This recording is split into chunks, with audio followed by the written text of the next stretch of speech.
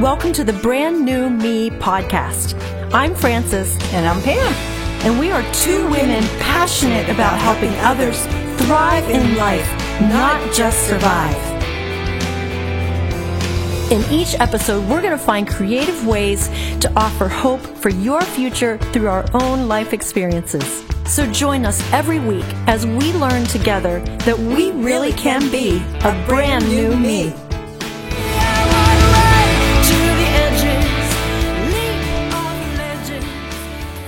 Hi, and welcome to episode number 19. We are moving right along. Today we have a guest with us. Her name is Stephanie Rylick, and she is a breast cancer survivor. And Pam did most of this interview. Actually, we just let Stephanie tell her story. And if there's anything I'm learning from doing these interviews, as I edit them and listen back through them, I realize that even if I haven't walked this road myself, there is so much I can learn by listening to someone else's story. And I think through my friends who have had to walk through breast cancer or some other kind of hard thing, and I am learning more about what someone like this walks through and what this experience is for them. And I hope that it will make me a better friend and a better person as I understand what it's like to go through something like this. So without further ado, let's get right into the story.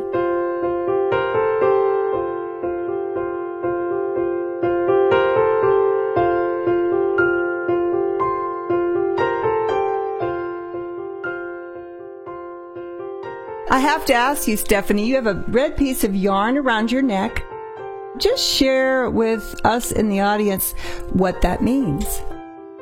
I was getting ready to go out west on a ski trip, and my husband had already left, and he was going for a week of skiing with his relatives, and then he was going for a week of skiing with the men, and I was going, and then a week of skiing with couples, and I was going out to be with my girlfriends for a week.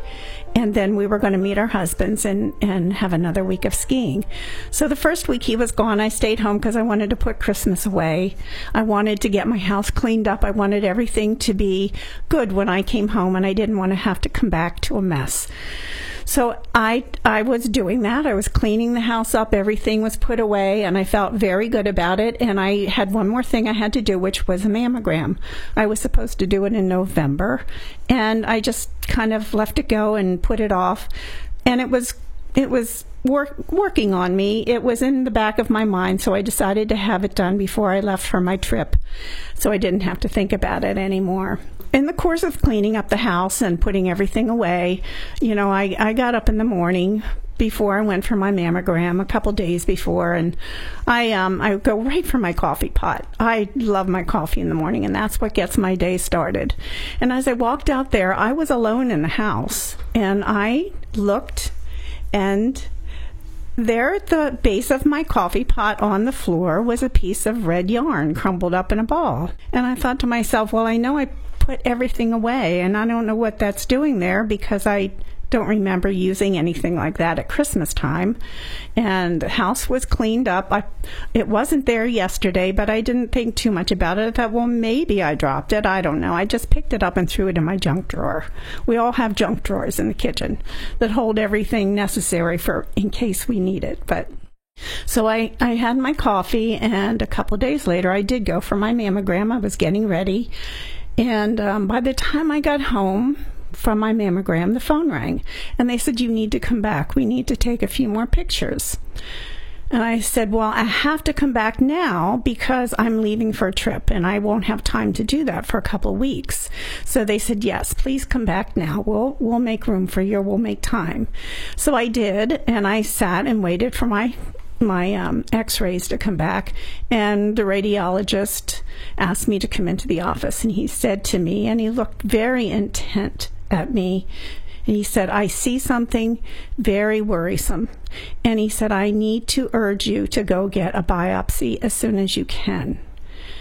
And of course that really took me back. My husband wasn't home, and I was supposed to leave in 2 days to go out west skiing with my girlfriends, and I didn't know what to do. So I went home and I called my husband and I explained to him what the radiologist said.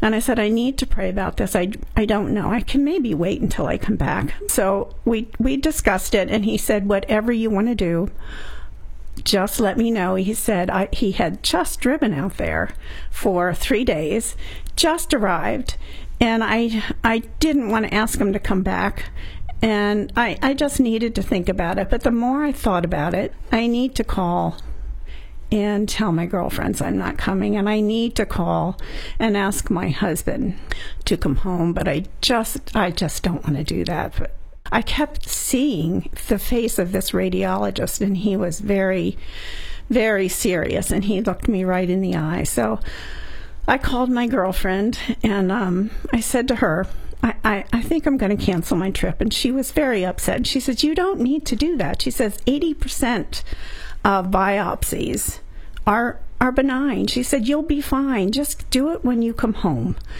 And I really felt badly about canceling on them, and I had to think about it a little bit longer. And the next morning, I got up, and I knew my time was running out, and I had to make a final decision. But as I went out to my coffee pot, there was that red thread again, sitting there, waiting for me, right at the base of my coffee pot like it was before. And I just thought, wow, I don't know how that, maybe I dropped it again. I don't know, but I scooped it up and threw it back in my drawer again. And that day, I had 24 hours before my flight was to leave. So I called my husband and I said, I think I need to go for the biopsy. And he said, I'm in the car. He said, I'm already packed and I'm on my way. He said, and I'm going to drive straight through, and I'll be there as soon as possible. He said, whatever you need. He said, I want to be there for you, and I want to be there when you go for the biopsy. So I was very grateful for that. He was wonderful through the entire process of this whole thing unfolding. But I called my girlfriend, and she was not terribly happy with me, but I knew I had to do what I had to do. And I called and I canceled my flight, and I waited for my husband to come home, and he finally got home. It seemed like forever. And I needed that hug more than anything because I was a little worried about it, and I had already set up for the biopsy. And we were waiting for, and everything unfolded within a couple of days. And I see God's grace back on that, because you can wait for months for an appointment. But every time I called for an appointment, I got it within 5, 6, 7 days. So the biopsy was coming up, and my husband was sleeping in because he drove straight through. He was exhausted. So I got up and made coffee that morning again, another morning, waiting for the day to come when I could get this biopsy and know what exactly was happening. And there on the kitchen floor was this little piece of red yarn waiting for me again.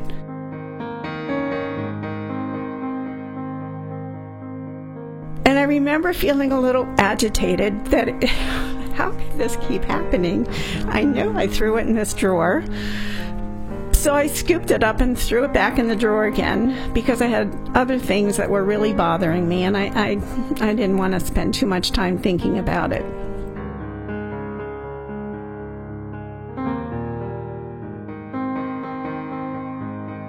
The day came when the biopsy was, we were ready to do it, and my husband went with me, and of course then the waiting game starts to find out whether it's malignant or not.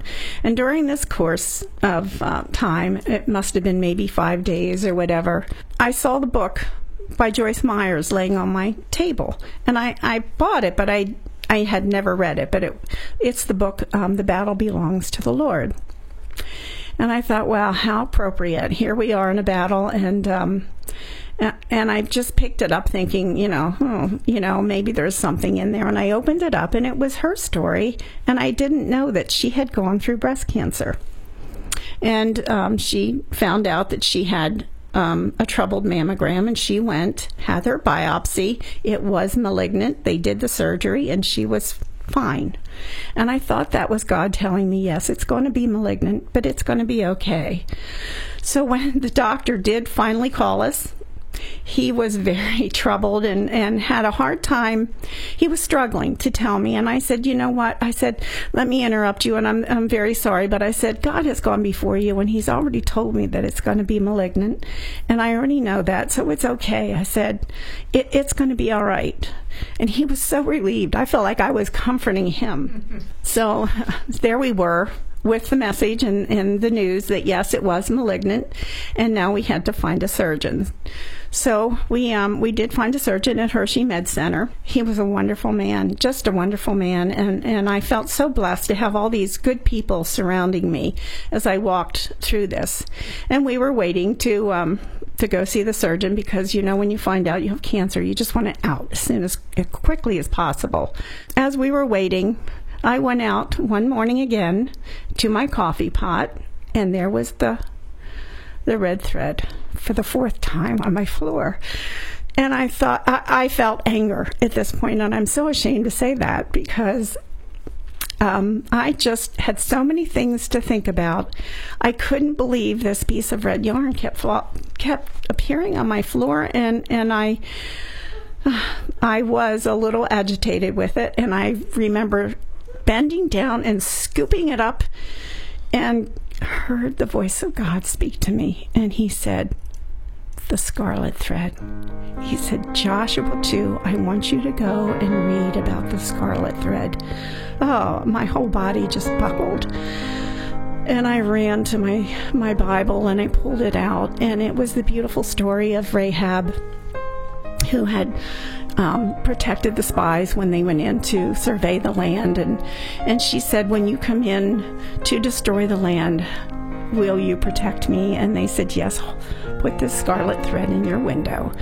And neither you nor your father, it said you, your father, your mother, and your whole house shall live and be saved. And it just jumped out at me, And to this day, I go back and try to find that scripture, and that's not exactly the way it's worded, but that's what God put in front of me that day and just spoke it right into my heart.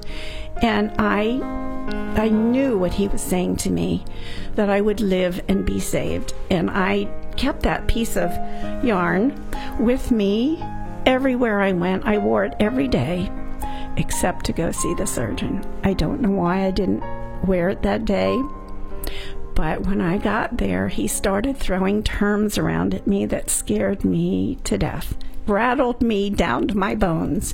Chemotherapy, radiation, losing my hair. Oh my goodness, all of these things. I was so rattled when I came out. I said to my husband, I am never ever going anywhere without this piece of yarn around my neck as long as I'm walking through this again. So that's what I did. I was so thankful that God had given me this tangible piece of his love that I could carry with me and hold on to. But it doesn't mean that you don't fall into fear. Cancer is a very scary thing, and I remember going to the movies waiting. Before I found it on my floor for the fourth time, we went to the movies, and I remember crying coming out of the movies just to keep my mind occupied. We would do things like that, and I cried to my husband. I said, I don't want to die. I'm not ready to die yet. And he said to me, you're not going to die. God is going to get us through this. He was so wonderful. He picked me up when I could not be strong myself. But it is a very frightening thing to go through breast cancer, of any cancer of any kind, of any terminal illness that you're looking at. We went through the surgery, and I chose not to do a mastectomy. I did what is called a partial mastectomy, which was a wedge they took out of my breast. They took 8 lymph nodes, and everything was clean. And I was so thankful that my lymph nodes were clean. But going back to the surgeon, he said it was already in stage 2. It was a very aggressive breast cancer. And when they first did the mammogram, it was just getting its act together. So by the time I had my surgery, it was already outside the duct wall and merrily on its way inside my body. So, of course, I had to have chemotherapy, and that was just more devastating than anything to me because I didn't want to lose my hair. Oh my goodness. Women, I mean, it's our crown of glory. Because my surgeon said 14 days from your first chemotherapy treatment, your hair will start falling out. So I was getting ready to go for my first chemo treatment, and I was looking in the mirror, and I said to the Lord, Lord, every hair on my head is numbered. Not one can fall out of my head unless you say that it can. Wouldn't it be wonderful if I went through this chemo and nothing happened to my hair? I wouldn't lose my eyelashes. I wouldn't lose my hair. What a wonderful testimony that would be to everyone that was watching me walk through this, including the doctors and nurses.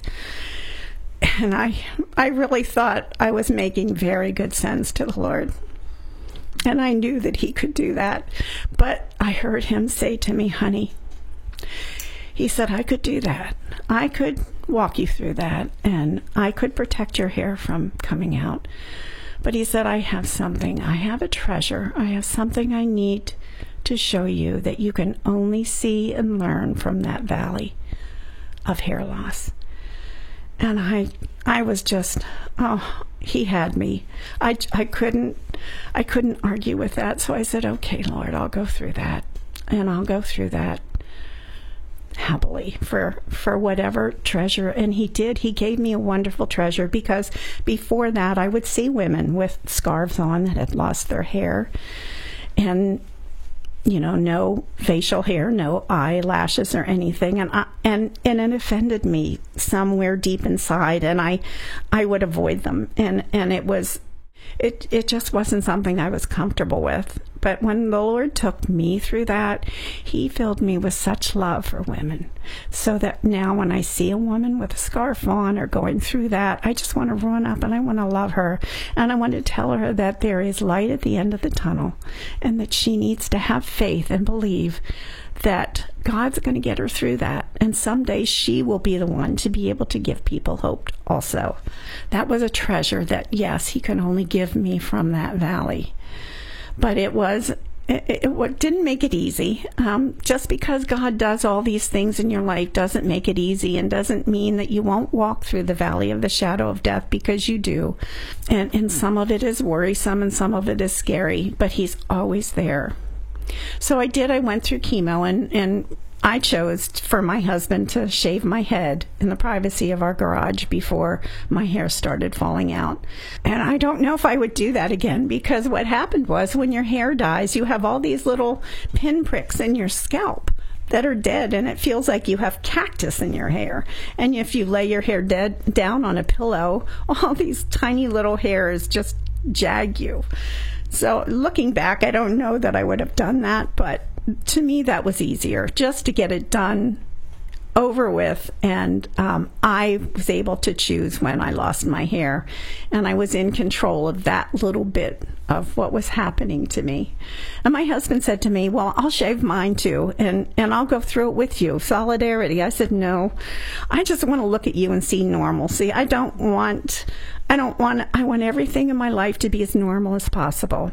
But I chose to wear scarves. I didn't wear hats. I didn't wear wigs. I chose to do crazy things with scarves and big earrings, and I took on the gypsy look.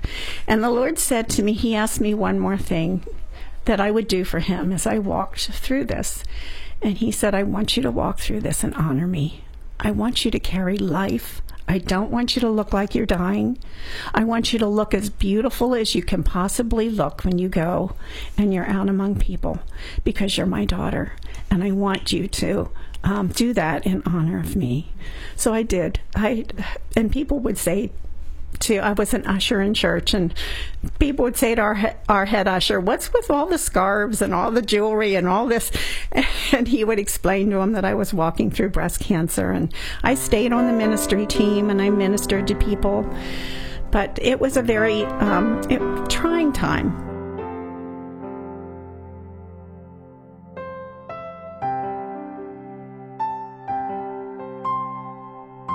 I've been 14 years clean, and I'm very, very thankful about it. Every year I go for my mammogram, remember my scarlet piece of yarn the Lord gave me, and I trust Him because He is trustworthy. And whatever He asks me to walk through, I know it's because He has something for me and something for other people to gather. What a beautiful story, Stephanie. And I know our listeners and those who may be going through this right now, it gives them a chance to see how God can work in their life if they give their life to God, and how God saw you through everything. And when I look at your red thread around your neck, it's just a reminder of His faithfulness to you and His faithfulness to all of us. And we are so grateful that you were here today to tell this beautiful story. And we want you as our listeners to know, if you're going through something, an illness with cancer, I know the cancer, they say it's the C word, it's the scariest word to hear, that God is with you. He's holding your hand, just as He did with Stephanie, if you lean into Him. And we're just grateful that you're here with us 14 years later, and you look like the picture of health. So that's, which our viewers can't see, but you are a beautiful woman, and we are very grateful that you're here to share with us today. Thank you so much. Thank you. It's been wonderful to be here. I just love sharing this story because God is awesome, and His Word says that we overcome the evil one by the blood of the Lamb and the word of our testimony. And I certainly pray for all these women and all these men out there struggling with cancer. I pray that this testimony has helped you in some way to gain strength from a God that just loves you, and He will be with you if you just reach out to Him. He said, call on me on the day of trouble, and I will be with you, and I will save you.